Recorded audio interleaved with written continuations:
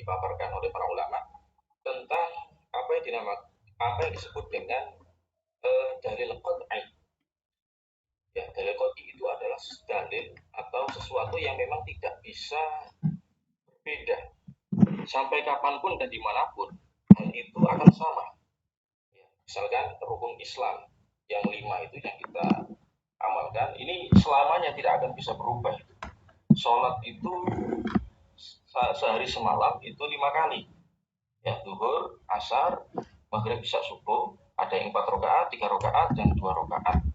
Nah, ini perkara yang qat'i.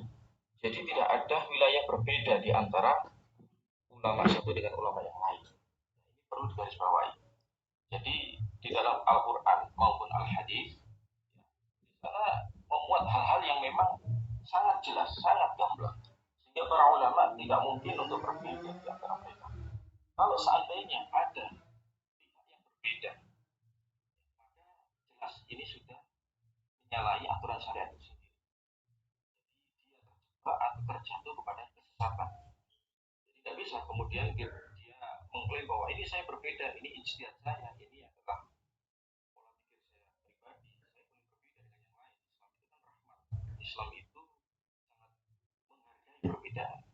Kalau wilayahnya itu perkara yang qat'i, sesuatu yang sangat jelas, sangat tegas di dalam Al-Quran maupun Al-Hadis, maka ini tidak bisa berbeda. Kalau seumpama sampai berbeda, maka jatuhnya kepada kesesatan. Contoh, ya, misalkan ada orang yang hari ini mengaku dirinya adalah nabi, maka jelas dia itu sudah sesat dan menyesatkan. Kemudian ada orang yang membaca Al-Quran, ya, mengartikan Al-Quran dengan seenaknya sendiri. Dia tidak berpedoman kepada para ulama yang ahli di dalam menafsirkan Al-Quran. Maka ini akan bisa menyeret dirinya kepada kesesatan. Ya, sehingga muncullah aliran-aliran yang ya, diikuti oleh segelintir orang yang menyimpang dari ajaran yang asal itu tadi yang tidak ada. Nah, jadi itu yang pertama, teman-teman. Yang kedua adalah perkara yang dhonni. Dhonni itu artinya sesuatu yang sifatnya dugaan. Tapi dugaan di sini tentu bukan sembarang dugaan. Sesuatu yang diduga, yang memang tidak ada dalil yang tegas, baik di dalam Al-Quran maupun Al-Hadis, tidak menunjukkan kepada sesuatu yang pasti. Nah, disinilah kemudian para ulama itu memahaminya berbeda. Karena memang satu ulama dengan ulama yang lain itu memiliki pendekatan yang berbeda, ya, antara madzhab satu dengan madzhab yang lain itu memiliki metodologi yang berbeda, sehingga ya, tidak jarang mereka berbeda dalam beberapa kasus. Tapi ini sangat wajar sekali. Ya, ini sangat eh, apa istilahnya tidak sampai menggiring kepada kesesatan atau menggiring kepada penyimpangan. Karena memang tidak ada dalil yang secara tegas dimunculkan atau yang bisa diakses secara jelas, maka para ulama kemudian berijtihad. Nah, ijtihad itu apa? Yaitu mencurahkan segala kemampuan, segala potensi yang dimiliki untuk menggali hukum di dalam Al-Quran maupun Al-Hadis. Jadi memang memaksimalkan semua daya upaya untuk bisa memunculkan sebuah hukum. Ini yang dinamakan dengan ijtihad. Hal yang bersifat ijtihadi, maka satu ulama mazhab dengan yang lain itu bisa berbeda. Maka ini yang kemudian menjadi landasan kenapa cara berislam kita itu kadang-kadang kita mendapati ada hal-hal yang berbeda. Nah, ini sudah ada sejak zaman Rasulullah, bagaimana tadi yang disinggung oleh Ustaz Brili, bahwasanya pada saat Rasulullah masih ada sekalipun, para sahabat itu juga berbeda. Pernah suatu ketika Rasulullah mengutus beberapa sahabat beliau untuk datang ke negeri Yaman. Dia mengatakan la yusalliyanna ahadukum la yusalliyanna ahadukum illa fi Bani Quraidah. Ya, janganlah kalian melakukan sholat asar, ya, sholatul asr atau sholat asar, kecuali di tanah Bani Quraidah. Nah, ketika mereka melaksanakan tugas itu, mereka kemudian berbeda cara pemahaman. Ya, ada yang memahami bahwasanya ya kita ini jangan sholat asar kecuali sampai di tanah Bani Quraidah. Tapi juga sebagian yang lain mengatakan itu maksudnya Rasulullah itu kita disuruh cepat, kita disuruh bersegera agar nanti bisa sampai ke tempat tujuan yaitu di tanah Bani Quraidah. Nah, sehingga ada yang kemudian melaksanakan sholat asar ketika sudah masuk waktu asar, itu mereka langsung melaksanakan sholat asar karena mereka menganggap bahwa pernyataan Rasulullah itu tidak dalam arti yang eksplisit, tetapi maksudnya adalah segera. Nah, karena berhubung di tengah perjalanan sudah masuk waktu asar dan waktu asar itu akan habis kalau dipaksakan untuk terus berjalan menuju ke tanah Bani Quraidah sehingga mereka melaksanakan sholat di tengah perjalanan.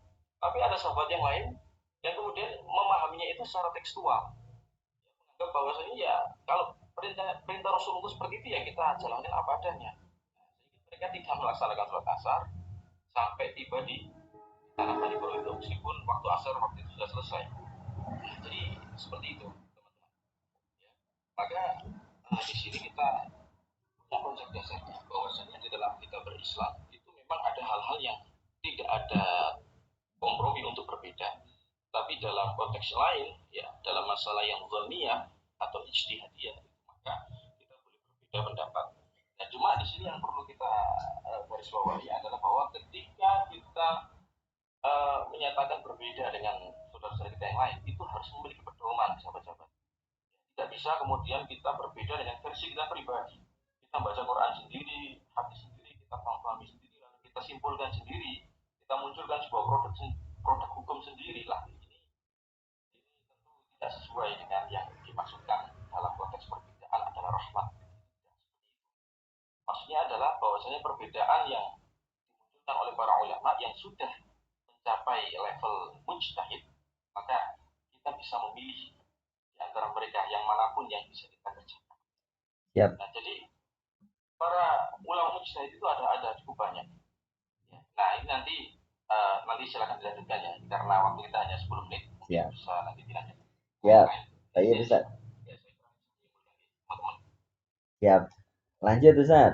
Eh, kita sudah dapat adik-adik semuanya dari pemaparan Ustaz Roba. 10 menit kita sudah dapat untuk pertanyaan pertama. Nah, lalu adik-adik setelah kita tahu bahwa memang mau tidak mau ada aspek-aspek dalam agama Islam itu yang diperselisihkan. Tapi tadi seperti kata Ustadz Roba, harus kita punya pedoman. Ya, tidak asal-asalan. Lalu Ustadz Roba, kalau memang mau tidak mau kita itu harus menemukan ada yang disepakati, ada yang tidak disepakati. Apakah berarti kita sebagai muslim yang baru berhijrah itu juga harus belajar itu, atau kita cukup dengan satu perspektif dulu dalam hal-hal yang disepakati dulu, atau bagaimana? Sebab bagi adik-adik yang baru berhijrah itu termasuk juga yang mu'alaf ya. Ketika disampaikan sesuatu yang berbeda dari yang sudah diketahui padahal itu benar, itu kemudian dianggap oh ini ajaran sesat, oh ini tidak sesuai Rasulullah. Apalagi di media sosial kan begitu Ustaz ya. Kalau apa klaimnya kan begitu, banyak yang klaim oh seperti ini mandinya Rasulullah, seperti ini sholatnya Rasulullah, padahal faktanya sejak zaman dulu itu sudah dipelajari oleh para ulama, ya kadangkala tidak seperti yang dipahami oleh mereka-mereka yang di media sosial itu. Nah, silakan Ustadz. Jadi pertanyaannya adalah apakah yang kita milenial hijrah itu harus belajar segera atau cukup satu model berislam dulu, atau bagaimana? Atau bahkan ini mendesak sekali untuk kita pelajari. Silakan Ustaz. Ya, baik. Ini pertanyaan yang sangat bagus ya. Jadi bagaimana